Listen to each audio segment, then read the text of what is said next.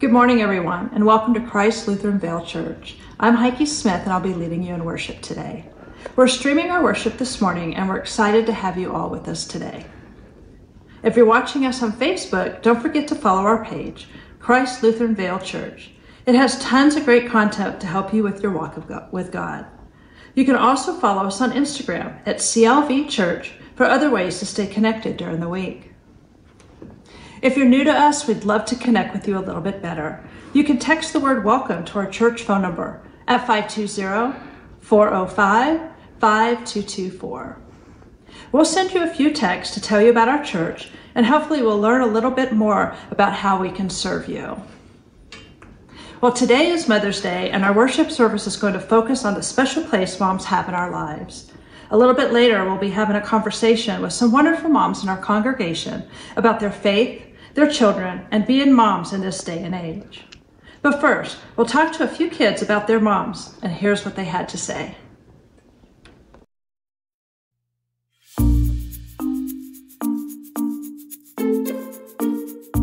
What is your name? Bradley, Emily, Temperance, Olivia Morrissey, Dean. My name is Dean. How old are you? 5, 7, 4, 6, 5. My name is Lana and I'm 6. I'm Logan. I'm 6 years old. What is your mommy's name? Diane. My mom's name is Ronnie. I don't know. Mom. Samantha. And my mom is Christy. Stephanie. Vanessa Reese. Jessica. What is something your mom says all of the time? She loves me.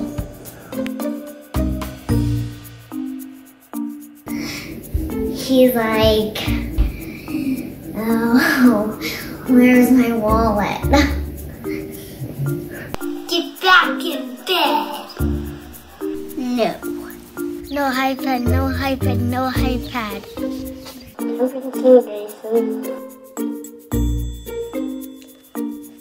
I love you.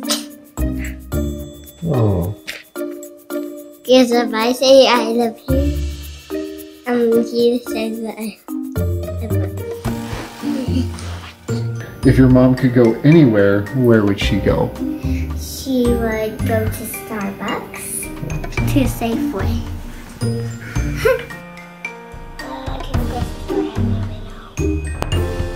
You get food? Actually, go to the mall.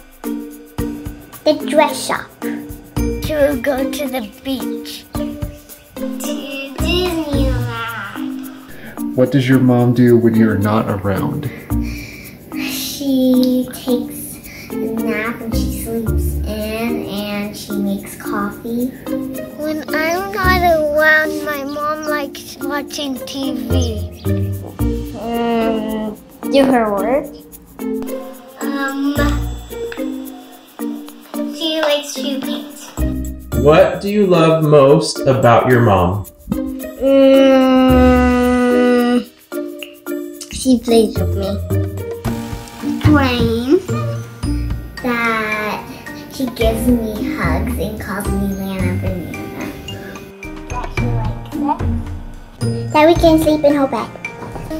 She gives me ice cream. And donuts. And donuts. She gives me hugs and kisses. Bye-bye. I love your mommy. Bye, Mother's Day. Thank you. I love you. Well, that was really sweet. Thank you so much for all the kids for sharing with us, and thanks to their dads for getting them on film. So we've heard what our children have to say about their moms. There's also a lot about mothers in the Bible. For example, it was clear that Jesus had a special relationship with his mother. As we can see from the story in the book of John, Jesus is at a wedding with his mother, and they run out of wine, which was very embarrassing. And Jesus' mother asked him to do something about it. "Woman, why do you involve me?" Jesus replied. "My hour has not yet come." So that was basically Jesus saying, "No, I'm not going to help Mom. And without missing a beat, she just vetoes him. His mother said to the servants, "Do whatever he tells you." And as you know, Jesus did help. He changed the water into wine, proving that even the Son of God had to listen to his mom. She is a strong woman, and Jesus responded to that in her. We see this respect in the Old Testament too in the book of Proverbs. In Proverbs 31, it says, speaking of a woman who cares for their family, "A wife of noble character who can find? She is worth far more than rubies. She is clothed with strength and dignity. She can laugh at the days to come. She speaks with wisdom, and faithful instruction is on her tongue. Her children arise and call her blessed. Her husband praises her. Honor her for all that her hands have done, and let her works bring her praise at the city gates." So our moms are very special because of their strength, their wisdom, and their help in difficult times. And we are blessed to have them in our lives. Next, we're going to have a conversation with 3 special moms in our congregation. They spoke with Pastor Hook about how being a mom has shaped their lives, especially their faith, and share a little bit of their wisdom with us. Well, I'm here with 3 wonderful ladies that are going to share their stories and their insights on being a mom. And we think this would be a great blessing for you on Mother's Day. And so we have with us here Polly Phillips and Kiki No and Erica Jones. And they're going to share some of their insights and their blessings from being a mom. And so we're just going to start right off. Polly, you're at the top of my screen. Tell us a little bit about your kids. Okay, I have 3 daughters who are all married. I have 6 grandchildren and 1 great-grandson. The joy of parenting, absolutely one of the greatest joys is to see. And the moms know Bentley Bowl, Biedenfeld. So if you don't, I'm sorry, you're missing out on something. And you have 2 of your girls are out of town and 1's in town, is that right? Yes. Tamara lives here in Tucson. Tracy is a farm wife in Iowa. And Tanya works at St. Luke's in Milwaukee, Wisconsin. Wonderful. So, well, thank you so much for that. Kiki, what about you? I have 6 children. 4 of them are grown. 1's married. My oldest is married. We have another one getting married this year. And I have 2 high schoolers. And I'm jealous. You know that I'm jealous that you have 6 kids and I only have 4. Yeah, 3 boys and 3 girls. The Brady Bunch, kind of kids. Not really, but Wow, thank you. Well, after 6 kids, I'm sure you've got lots of insight and wisdom. So thank you for being here. I hope so. And Erica, tell us about you. I'm Erica Jones. I have 2 kids. Ben is 8, and he is just finishing up 2nd grade, virtually, of course.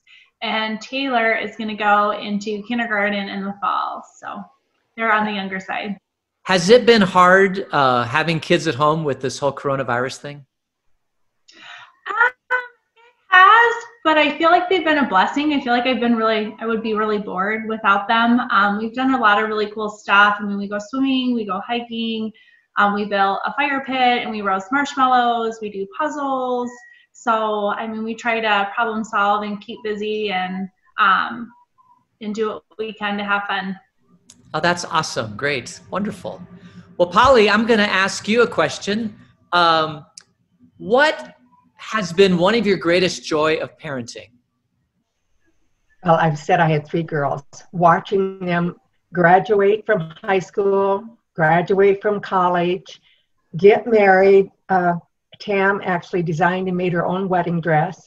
And then to give us these 6 beautiful grandkids who are now getting married. And we have 2 more getting married, 1 this fall and 1 next spring.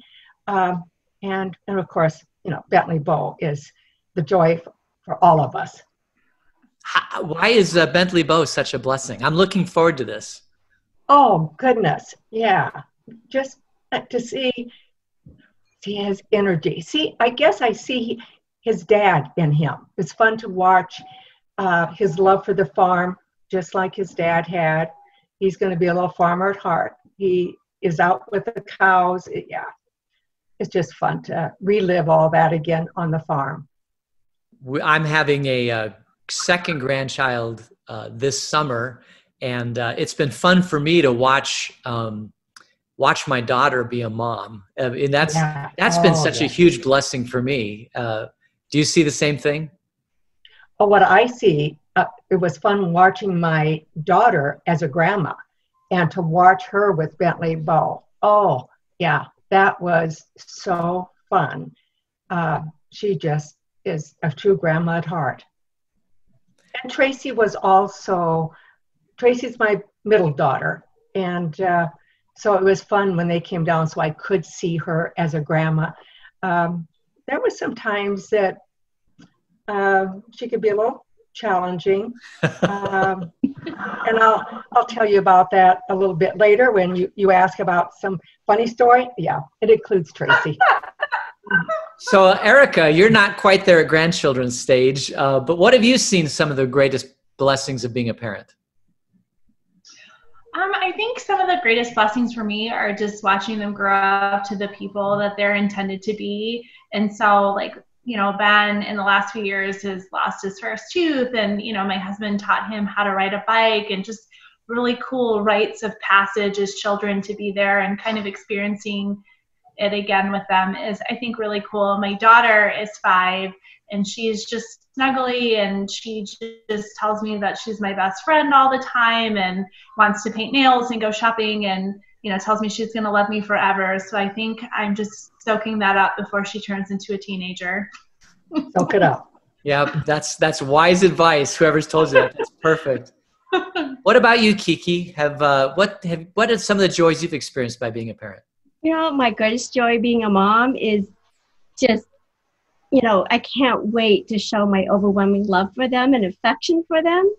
I could eat them up. I mean, I kiss them and hug them all the time. I mean, I'm just super affectionate with my kids, and the joy of watching them grow and learn new things and discover life. You know, it's just been fun.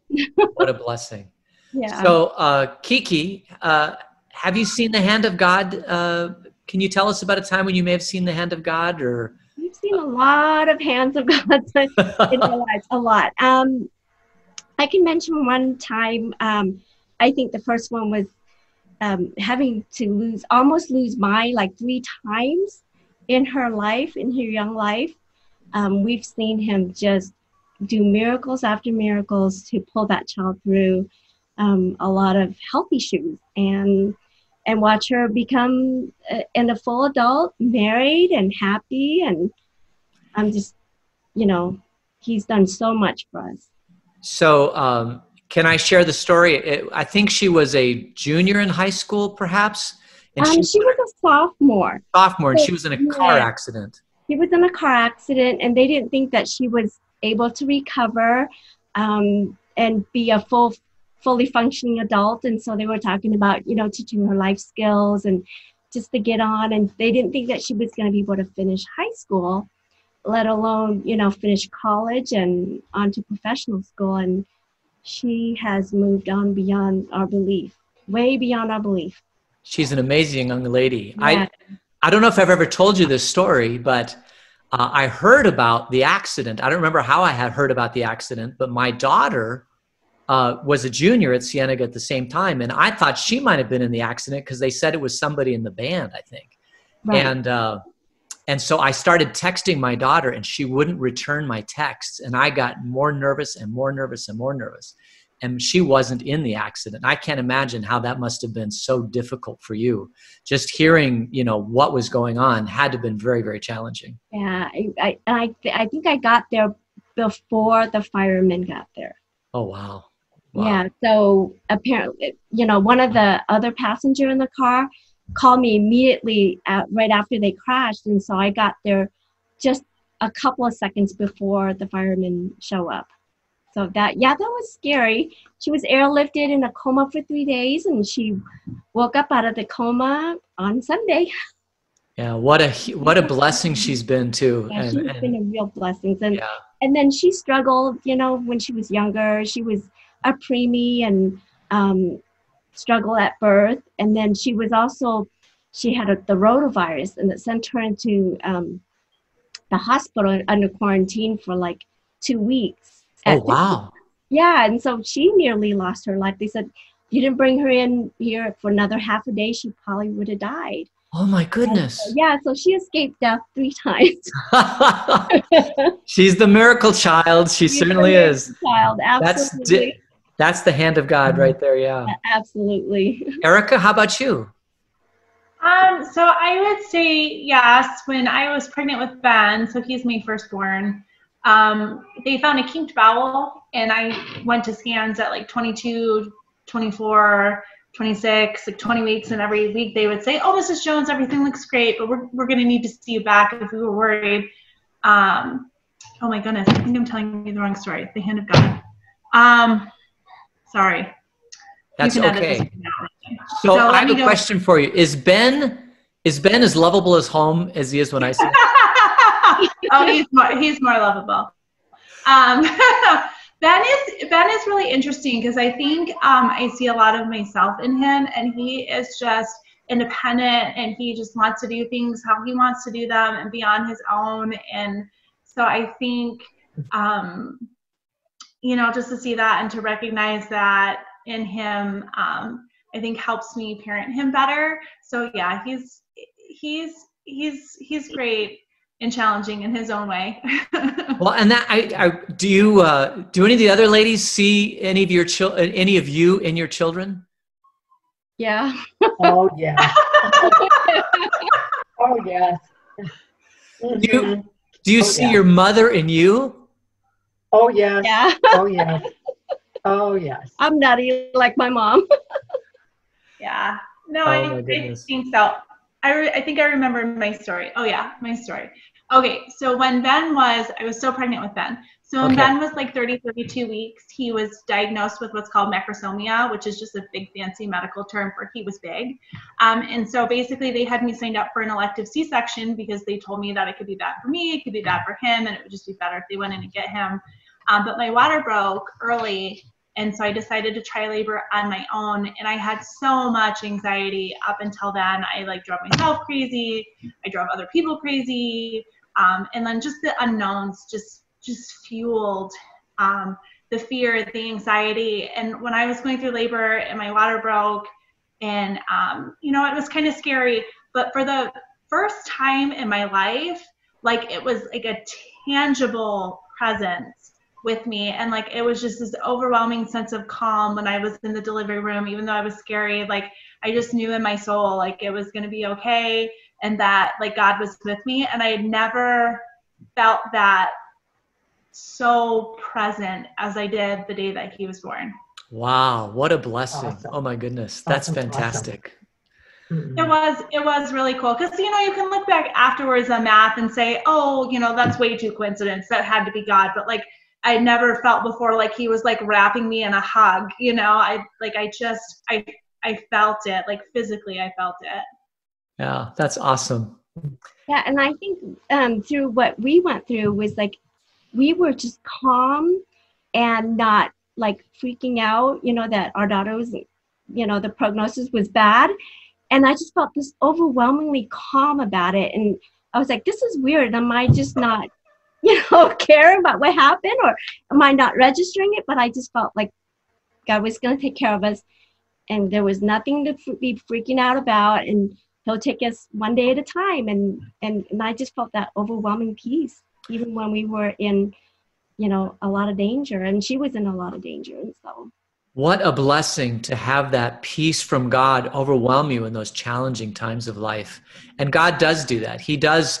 I think it's sometimes when we're in our deepest moments where God just overwhelms us with his love and his peace and his grace.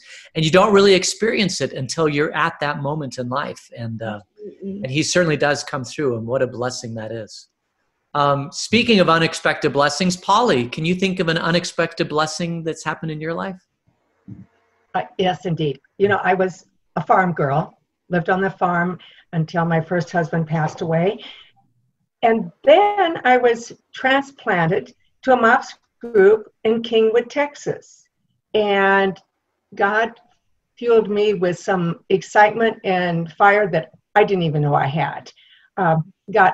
First I worked with the 3-year-olds, and then they asked me to be a mentor mom. And I have developed this passion for MOPS and still very blessed every day by these young moms and their precious darlings. Absolutely, yeah. And transplanted from the farm to Houston, Texas. do you what is it about MOPS that that lifts you up or builds you up or that fills you with joy or where you see God's blessings? Oh goodness, I think my greatest joy is the Bible study, that these young moms want to be in the Word, not required, but want to be in a Bible study, and that thrills me to no end. And just having they keep me young. They keep Grandpa Vic and I both young. I think they do. I think they keep you young. Absolutely, yeah. Yeah, they do. Absolutely. I mean, they are just the love of my life. So, my own kids are not that close, except for Tam. So I'm just blessed to have these young girls in my life. And I thank you for opening the door and say, we need to get MOPS going. MOPS was an important part of Jennifer and I's parenthood when we lived in Denver. So I love MOPS. I think it's a great program. And it really is a great program. I just think that having other moms to lean on. And oh goodness, yeah. I think for the moms that are, leaning on you, Polly, to get your experience and your wisdom, I think that's just a great thing. And the other mentor moms that you have. And I think another mentor mom, Kiki, aren't you a mentor mom? Yes. Yes. Have you, what are some unexpected blessings you've seen being a parent? Like in MOPS, I just love the fact that the moms are there to connect with each other and to learn how to, be in a relationship with each other. And that's really important, and support each other. And I just remember we moved here from Tucson. I had no friends, no family here. And it was a small group of moms that we Bible studied together, and we take our kids to the park, to the library, and to McDonald's to hang out. And it's just that network of support of other women that are believers is really important. And, especially if you're far away from families or friends, your friends. It sounds like one piece of advice you might have to moms is don't do parenting alone. Find some other moms to help you in this journey. Would you agree with that, Erica? How about you? I think that's the blessing of MOPS is, when you're elbow deep in diapers and, small minions that have meltdowns because you didn't give them the right color sippy cup. Just to be, exhausted and not sleep with a messy house and a kid you just want to put to bed some days, for someone else to look at you and say, me too, girl, me too, right? It just makes you feel like you're not this big weirdo freak. And it kind of ruins the dystopia that everybody else has it all together, but you don't. What advice would you give to a young mom just starting out? Like my daughter who's just got a 2-year-old, what advice would you give to her? I think my biggest advice would be grace, big helping spoonfuls every single day. I always tell people, I never knew guilt until I became a parent. And I just feel like you can get in places where you feel like you're not doing it right and other people are doing it better and you're not enough. And, you have these visions, at least for me in my head, of how you want things to go. And then sometimes they're unrealistic. And when they don't ferment, it can be kind of a hard thing to stomach. But I think if, you just give yourself grace and you do the best you can and you just say, I'm enough today, every day, that, you can really save yourself a lot of heartache and trouble. Kiki, would you agree with that? Absolutely. Absolutely. I say, take the time to soak up that moment, especially when they're little, because they don't stay little for very long. Just spend more time playing with them. That's really important. They can learn so much through, just playing and interacting with mom and dad. And I think that's a really important time. I think one of my favorite things as a parent is the days are long, but the years are short. Absolutely. Yep. A lot of truth to that. Polly, what about you? I was going to say, someone once said, in fact, I think he was the worship leader at Christ the King. He said, seize the moment. And that's seize the moment. They grow up so fast. Yeah. Wow. Yeah. It doesn't always feel like it when you're in the middle of it. I remember when Ben was an infant and, you know, and he didn't want to sleep and we were having issues nursing, like, I just felt like I was going to be in that trench forever. And now he's like 5'1". So. And then you get to be 82 and you look back and say, where did the time go? Yep. I believe it. Yep. But what a blessing. So I wanted to ask each of you if you could share a funny story that you treasure from your kid's childhood or, being a parent. So Polly, can you think of anything that you'd like to share? Okay. I mentioned Tracy, my middle daughter. Kind of could be a little ornery once in a while. So this one evening, she wanted a fudgesicle before supper, and I said no. Next thing I knew, she had gone down to the freezer, grabbed a fudgesicle out of the freezer, up the steps, and out the door. I, in pursuit, went to try to catch her, could not catch her. She ran to the cornfield, clear to the cornfield before I could catch up with her. By that time, the fudgesicle was gone, and I had to laugh. I could not catch my daughter. As it turned out, she was our little track star, but she got that from her dad. She didn't get that from her mother. They start young. Oh my gosh. I could not catch her. Wow.